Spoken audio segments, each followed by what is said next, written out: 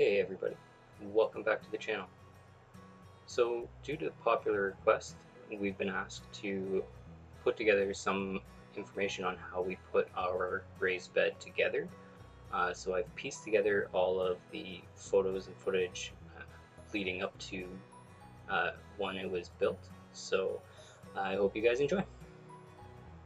So to start off, we have 15 or so roughly skids that it took for the project. What we did next was cut on either side of the supports so that there was a about 18-inch piece of wood that we could work with. As soon as we had our pieces cut that were 18 inches long or so, we then squared off both ends and cut them all to 16 inches tall. So next what we had to do was get a flat surface and start laying out the boards for our sidewalls for our raised bed. Our raised bed walls are 16 inches tall by 12 feet long on the outside. So to minimize waste in the project and to continue the upcycling and to keep the cost down, we used the supports from the skids as backing plates for our raised bed walls to be screwed to.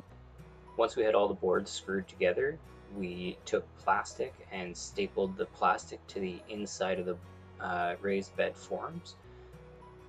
So next was on to the door. While I was dismantling the skids earlier, I had a few skids that had loose boards, so ones that I could take full-length boards of, and they were in great condition. I used those to make the door itself, and then again using the supports from the skids as the backing to screw the boards to. As for the top of the door being arched and the moons cut out, I only had one shot to do it properly, so I got a piece of cardboard and made myself a template. I wasn't going to risk just a free hand on something like this. So in these next couple of images, you'll see the door has its first coat of natural stain on. Jen had actually whipped up a batch of stain out of, I believe it was like coffee grinds, steel wool, vinegar, a few other things, but it turned out amazing for being an all-natural stain. So in order for there to be something solid for the door to screw to and hinge on, we decided to use these skids that we found that had like almost perfect white pine boards. They stained up, looked great, but all I did was cut the skid kind of in half and add a few extra boards to it that I took off the backside. But yeah, that's what we used to screw the door to. After we had all the walls assembled, we decided that we were going to put braces across from the inside, spanning to each other to prevent any boards from bowing out once we had the weight of the dirt pushing outward on the walls. Also, we drove stakes into the ground along the inside of the raised bed and screwed that to the walls just to prevent any blowout. Okay, our raised bed's coming together. Just a few finishing touches to the frame, and then we can start filling it. So you'll notice that the top edges of the raised bed and the frame up beside the door, I put some trim on it. I wasn't really happy with the unfinished edge, so we added some trim to the top of it using fence boards left over from a fencing project from a year or two ago. So you'll also notice that we put our black posts in. We did that so that we didn't have to try and pound them in later once we had our material filling the bed. Then it was blocking out the grass underneath by laying down cardboard. Then it was laying our hugelkultur base with branches, sticks, and logs that we had around our house. Layering then next straw, and then compost that we had composted ourselves. Alright, now that we exhausted the compost pile and have a nice base layer for our living soil to grow, we then topped the top with some triple mix topsoil blend that we got from a local greenhouse. Now that the raised beds are filled with soil, I decided to work on the exterior, making a little pathway and a couple of little beds around the side, and that extended to doing a small patch around the entire outside and using mulch to then decorate. All I did to create the small beds around the exterior of the raised garden was just flip the sods and then added a little bit of topsoil on top of it and added mulch.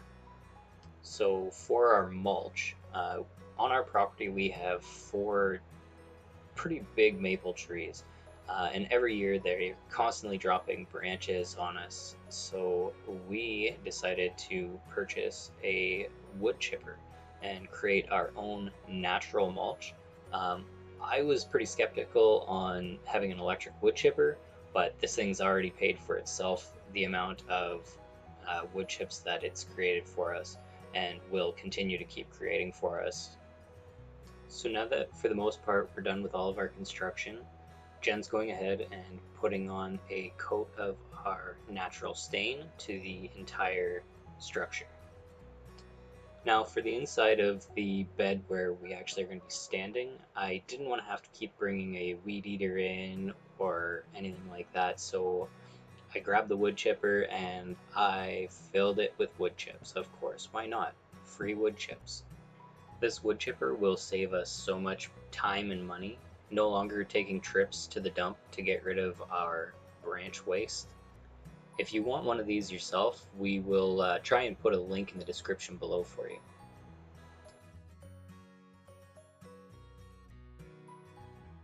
To add to the garden's ambiance, Jen had purchased off of Amazon these solar lights that are more like a torch when they are actually lit up. To help keep pests and other things out of our garden, we went with a 1-inch wire mesh, just so that we could still have things vine and grow through the fence, as well as offer protection from things getting in. So you'll notice I have string lined out in 1-foot squares throughout the garden. I did this, it's called square foot gardening. There's plenty of other stuff out there on the internet that'll help you learn more about square foot gardening. I actually went to the Farmer's Almanac and used their full-on garden planner. I recommend taking a look at that. We'll try and put the link to that below as well. So everything that we are planting in the garden is stuff that we have started from seed ourselves. All of the transplants that I'm putting into the garden now is stuff that we started indoors. And then off camera I have done some seed planting as well. And then we topped the beds with some more straw, just to help keep some of the moisture in and to start that new compost layer. So I hope everything I've shown you is what you were looking for. If there is anything that I maybe left out that you're curious about how I did it or what we did during a certain process of building this, please let me know. Just drop a comment down below and we'll get back to you as soon as we see it. With that being said, make sure you don't forget to hit like, subscribe, and maybe hit that little notification button so you can see when we put out our next video. Alright guys, thanks, and we'll talk to you again soon.